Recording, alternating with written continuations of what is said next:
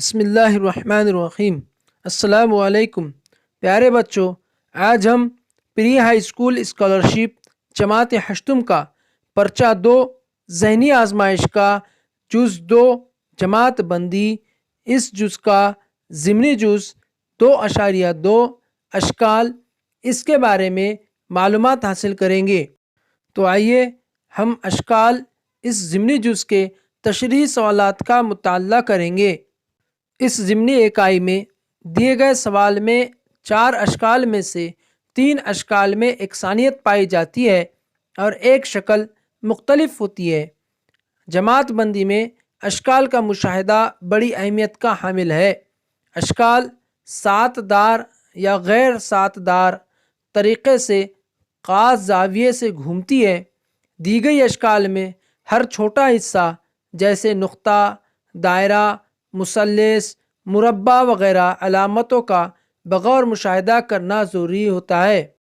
سوال 1 سے 15 کے لیے ہدایت: گروہ سے غیر متعلق شکل پہچانیے۔ سوال نمبر 1 میں ہمیں 4 شکلوں کا گروہ دیا گیا ہے۔ ان 4 شکلوں کے گروہ سے ہمیں ایک شکل جو گروہ سے غیر متعلق ہے وہ پہچاننا ہے۔ تو اس کی وضاحت اس طرح سے ہے کہ گھڑی کی سوئی کی سمت گھما کر دیکھیں گے تو پتہ چلتا ہے کہ چوتھی شکل میں جو پی ہے، پی کے پیچھے کا کونا چوتھی شکل میں پی کے آگے دکھایا گیا ہے۔ اس طرح سے متبادل نمبر 4 اس سوال کا صحیح متبادل ہے۔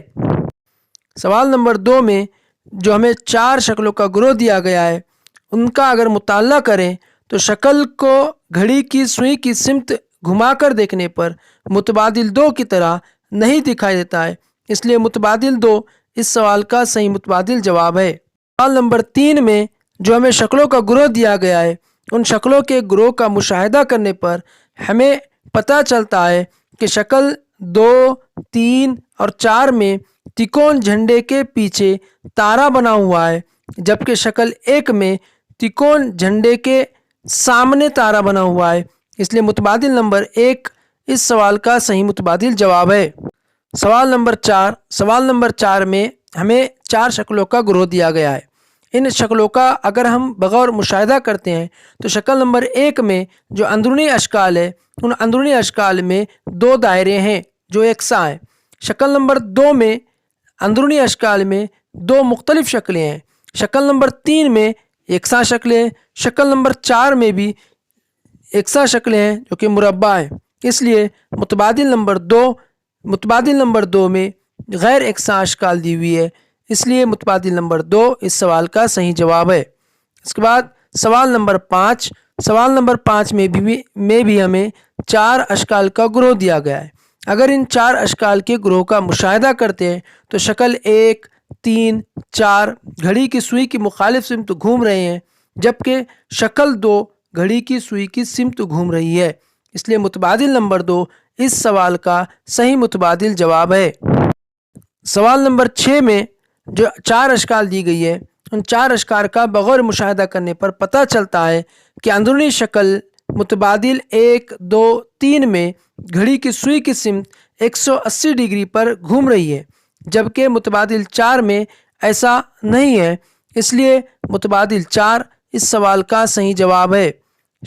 سوال نمبر 7 میں جو ہمیں اشکال دی گئی ہے، ان اشکال کی وضاحت اس طرح سے ہے کہ متبادل 2، 3، 4 میں اندرونی علامت دائیں جانب اور متبادل 1 میں علامت بائیں جانب ہے، اس لیے متبادل 1 اس سوال کا صحیح متبادل جواب ہے۔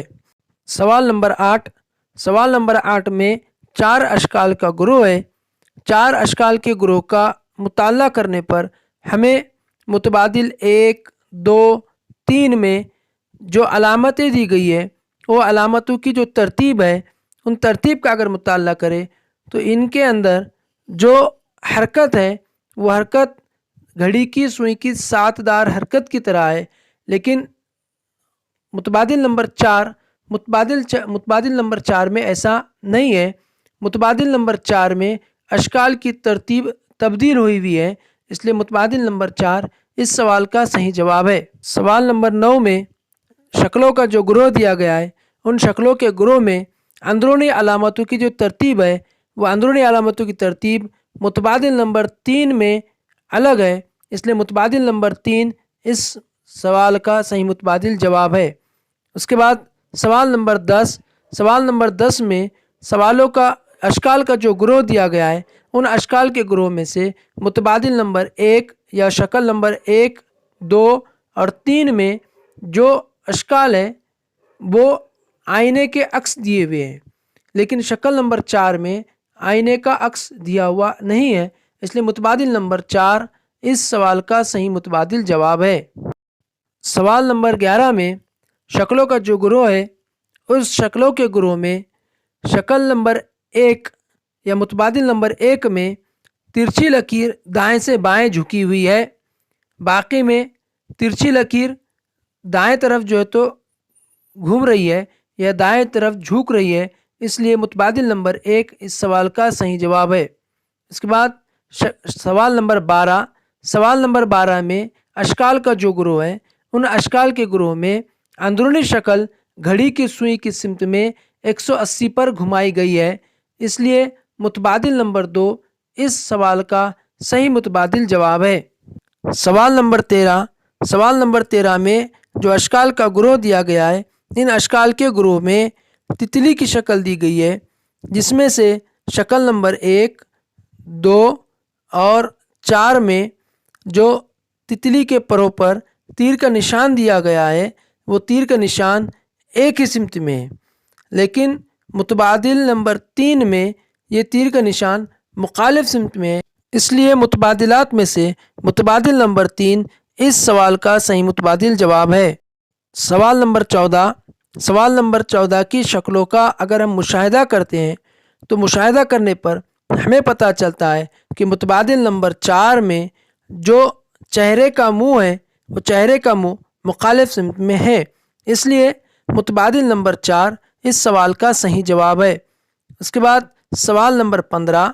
सवाल नंबर 15 की शक्लों का अगर हम बग़ौर मुशाहिदा करें तो हमें पता चलता है कि शक्ल को घड़ी की सुई की सिमत घुमाकर देखें तो बत्तख का मुंह मुखालिफ सिमत में आया है, इसलिए मुतबादिल नंबर 3 इस सवाल का सही मुतबादिल जवाब है। जज़ाकुमुल्लाहु खैर। प्यारे बच्चों, अगर आपने अभी तक हमारे YouTube channel free class bye Imran sir को लाइक और सब्सक्राइब नहीं किया है तो लाइक कीजिए, सब्सक्राइब कीजिए और अपने दोस्तों के साथ शेयर कीजिए।